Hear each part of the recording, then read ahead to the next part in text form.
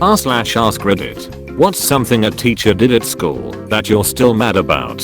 When I was in 5th grade and my little sister was in 2nd grade, she wanted to pick some apple blossoms for her teacher. When she presented the little bouquet to her teacher, the teacher flipped out, lectured her for 10 minutes about why she shouldn't go on people's lawns to pick flowers, then threw the blossoms away in front of her. My sister was devastated, and I found her on the playground, crying. The apple blossoms were from our apple tree in our front yard. First and last time I have ever yelled at a teacher. Totally worth the office referral. Why is it that they would assume immediately that it was from someone else's tree? Dumbus. Some teacher called me a waste of time and space during the end of school performance because I was too shy to sing. I didn't pick a singing role. I was like 10 to 11 years old. That is 100% the teacher's fault. I was once told I had broken the computer and felt scared using a computer ever since. 17 years married to a very talented software developer and 15 years in a technical role, and I only just have my confidence back. One time I opened like 50 Firefox windows and the IT person at my school was so dumb she thought it was broken. The next day there was a note on it that said this computer is out of order because a student intentionally damaged it. I went the other way though, and 10 years later I'm in it. A boy in my class, about 8 years old, had dyslexia. So one time, the teacher gave a dictation. He had spelled all the words wrong, and she was really mad at him, just shouting to him in the middle of the class that he should have tried harder, he didn't do well enough, etc. He was crying, and from that moment on I really hated her. My 2nd grade teacher told me I wouldn't amount to anything and would never graduate high school because I have dyslexia. Jokes on her. I graduated top of my class at my university for both my majors. Dyslexic chiming in. I just graduated college in May. Bachelor of Science in Liberal Studies. Took me a roundabout way. Didn't graduate high school. Took adult classes in my 20s, and from there I went straight into college. Kept thinking I was gonna fail everything, because my whole life I had a learning disorder hanging over my head. I made honors. So excuse me why I tell that teacher fuck off. A learning disorder doesn't mean shit. But boy can the label scare you. Homework in 2nd grade was to learn our parents' real names instead of mom and dad. I came in and told the class my mom had a different last name than me. The teacher said no, her last name is Jatsu like yours and your daddy. That's what happens when you get married. I told her that it was just me and my mom, and that my daddy never lived with us. She told the class that that meant they needed to pray for me and my mommy because we were going to hell. That was my last day at that school. I had this experience both personally and with my friend and ex. My first name is hyphenated, but I only go by the first name, which I always would mention first day of class politely after they'd do attendance. One teacher refused to call my by the one name and insisted on my whole name because that's your legal name and I have the right to use it. He did this to several students including the above mentioned friends Kate and Drew. Neither we are Catherine, Kathleen etc or Andrew. Just Kate and Drew. This was also high school BTW. He was awful all around. Just an unpleasant educator who really should have never pursued education as a career.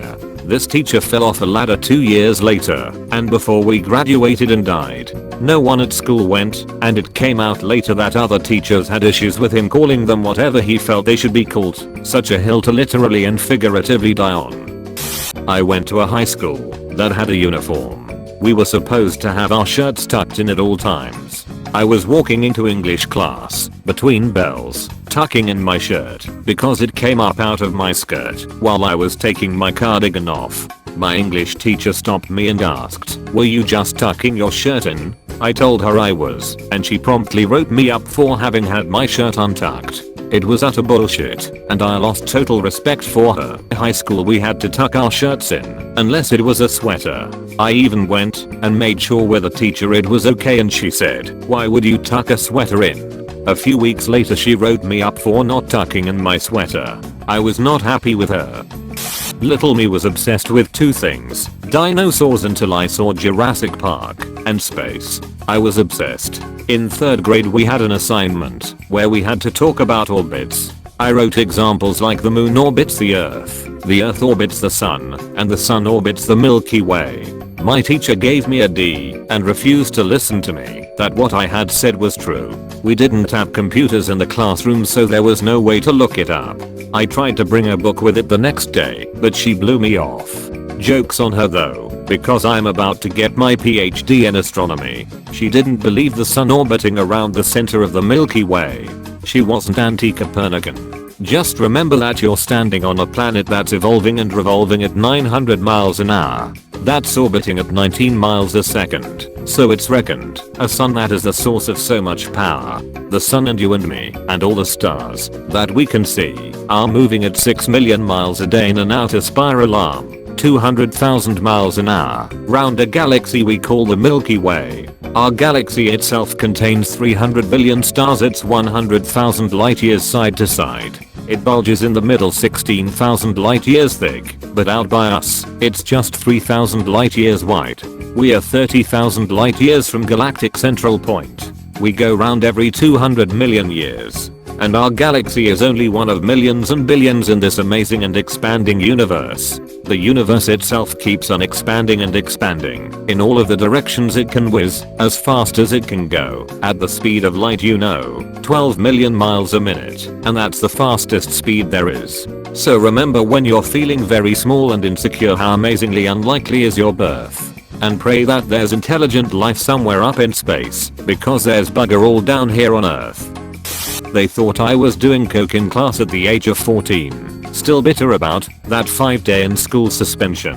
What kind of school did you go to that a 14-year doing coke was a thought? Same school that 11th graders are doing heroin in the bathroom. Primary school teacher asked me what the biggest number possible is. I said numbers go on forever, so there is no biggest number. My dad had told me that fact, and it was interesting, so I remembered it. The teacher told me that was stupid and proceeded to grab one of the really cheap school calculators and type in as many 9s as could fit on the display. She then held it up in my face and said, "There, that's the biggest number there is." That still annoys me to this day. Holy shit, how did she graduate college? You'd be surprised. There was a guy in one of my senior level classes in college who had no idea that plants were alive. He thought they were like rocks. The teacher got up in the middle of my presentation, took my paper out of my hand, and in front of the entire class, told me that I had plagiarized my assignment from the internet. The thing is, we didn't have the internet at that time at my house. I had worked through the entire assignment while talking about my ideas with my dad. It was super embarrassing. Made me feel better to learn that the next day my dad went into class and yelled at the teacher in the staff room in front of all his peers. I didn't have a problem with that teacher after that. Some teachers have a hard time accepting that some children who are articulate or smarter than they are, "This is too good, must have cheated," is their default setting. When I was in 7th and 8th grade, we were required to write a paper and make a display for our state history fair based on a topic of our choosing, so long as it was relevant to our state's history. In addition to the typical letter grade, papers and projects were reviewed by judges to be compared at a regional and then, if chosen at regional, state level. I don't remember if there was any monetary reward or if you just got a ribbon or something, but either way it was kind of a big deal. Anyway, at some point in one of the papers I wrote, I used the word streamlined as a descriptor.